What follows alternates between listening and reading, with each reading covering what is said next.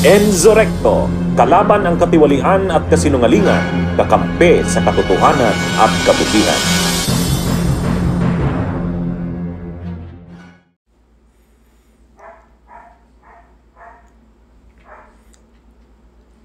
Mga kabunyog, mga kababayan, itong statement ni Attorney Kaufman, yung lead counsel ng defense ni Duterte sa ICC, nagko-contradict o bumabangga doon sa mismong mga statements ng mga anak ni Duterte, sila Kitty Duterte at saka sila Sara Duterte. Kahit nila Pulong at ni Basti Duterte.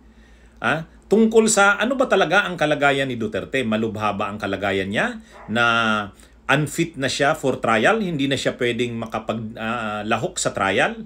Ang sabi kasi ni Kaufman, unfit for trial, malubha na ang kalagayan. Hindi niya na nga daw maalala yung mga mahahalagang pangyayari sa kanyang buhay. Hindi niya na daw nga nakikilala yung kanyang pamilya, yung kanyang mga anak, yung kanyang pamilya, hindi na daw maalala ni hindi na nga daw alam ni Duterte kung anong rason, anong dahilan, bakit siya nandun sa ICC. Kaya sabi ni Kaufman, kailangan itigil na ang indefinitely, i-postpone na ang paglilitis kay Duterte. Pero, yung sinasabi na yan ni Kaufman, bumabangga yan sa mismong mga sinasabi nila Sara Duterte, nila Kitty Duterte, at nila Pulong at nila Baste. Kapag lumalabas sila Kitty Duterte at sila Sara Duterte galing doon sa pagbisita sa kanilang ama, nagla-live sila doon sa mga supporters nila. At laging ang sinasabi naman nila, nakausap daw nila ang kanilang ama, okay naman daw ito. Siyempre, daw ito, medyo pumayat. Pero, overall o sa kabuuan, naman ito? Maayos naman. O ang sabi nga ni Kitty Duterte, September 9 lang September 9 lang. Ay sabi niya, normal naman na sa edad na 80, mayroon talaga siyang mga mararamdaman, physical na mga nararamdaman, dala ng kanyang edad. Pero sa kabuuan, okay naman siya. Wala namang problema. Walang dapat ipag-alala. 80, ma'am. Of course, pag 80 ka, you have like ailments, a lot of ailments, no? Sakit yung likod, may diabetes. So, I think it's yung mga normal ailments for an 80-year-old, hindi naman yung something that we have to really worry about. Yeah, sa RTL News sa Netherlands. But for an 80-year-old, he is pretty strong. Ang linaw ng sinabi na yan ni Kitty Duterte. September 9 yan. September 9, nung isang araw lang. Si Sara Duterte din, ganun din ang sinabi. Sabi ni Sara Duterte, pinatawag daw siya ng kanilang ama, ni Digong, ni Duterte. Gusto silang makausap sabay-sabay. Okay naman daw ang naging pag-uusap nila. Wala naman daw problema. Una po, meron bang special reason na request na kayo na sabay-sabay? At ano yung mensahe niya sa inyo na nabuo kayo ngayon sa inyong dalaw? Yes, oo. Mga last month siguro yun, no? Nagsabi siya kay Veronica, kay Kitty, na gusto niya sana na personal kami makausap. Kaming apat na magkakapatid at meron siyang mga sasabihin.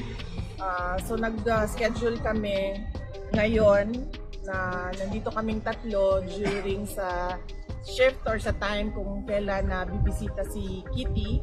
Sinunod namin yung schedule niya kasi siya yung may pasok sa school. So sumabay kami sa kanya. Tapos ayun, binigyan kami, nagpapasalamat kami sa ICC, sa detention unit dahil pinayagan nila na 4 na adults sabay-sabay na bumisita.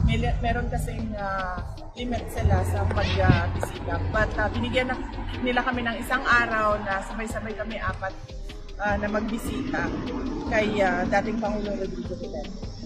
Ano pong mensahe niya sa inyong 4? Yung masishare niyo lang, hindi naman masyado personal.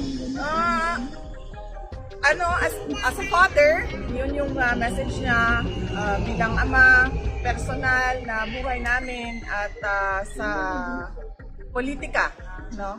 Personal na buhay, buhay ng pamilya at buhay namin sa politika. So yun yung mga general topics na napag-usapan kanina. Anything you can share po, lalo na sa politika?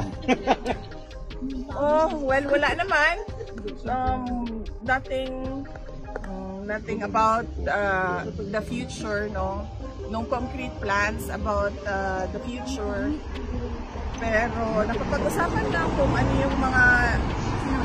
yung mga nangyayari ngayon at ano yung posibleng mangyari bukas sa susunod na taon in 3 years from now. So yun yung mga napag-usapan.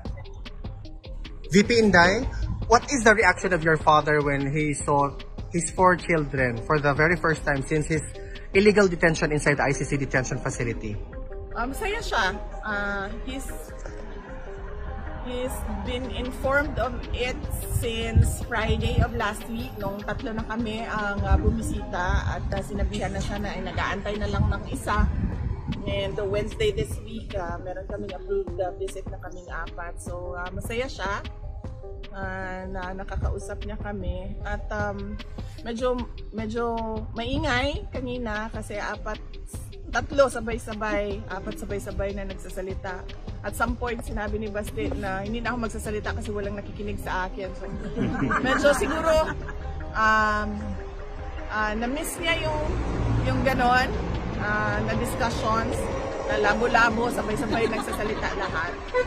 At masaya siya na nakabisita kami ng 4. VP Inday, how's the health situation of your father? Okay naman siya.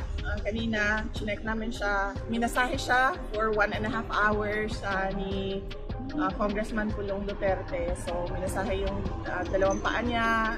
And then, inano yung circulation because napansin niya no, na medyo gray, ashen gray yung kanyang isang paa. So, minasahe ng maayos para maayos din yung circulation. Minasahe yung 2 arms niya, yung likod niya. Pero, so, baliktad ito sa sinasabi ni Kaufman. Sabi ni Kaufman, hindi na makilala yung mga anak. Hindi na makilala yung kanyang pamilya. Ano ba talaga, Kaufman? Masyado kang nagsisinungaling ka sa ICC, sa korte. Dapat malaman ito ng korte na nagkukontradict ang sinasabi ni Kaufman sa kanyang mga sinasubmit sa korte, sinasabi sa korte, at dun sa sinasabi ng pamilya mismo ni Duterte. Hindi sila consistent, nagbabanggaan. Na-obvious na nagdadrama sila. Nagdadrama sila para makuha nga yung simpatsya ng mga judges ng pre-trial chamber. Pero sa mamamayang Pilipino kasi, alam na yung style ng mga na yan ng Duterte. Alam na yan. Pambubudol na naman yan.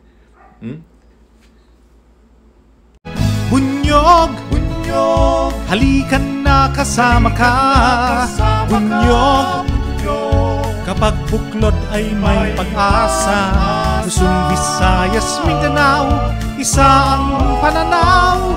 Sa bagong Pilipinas ang bunyog isisigaw. Bunyog.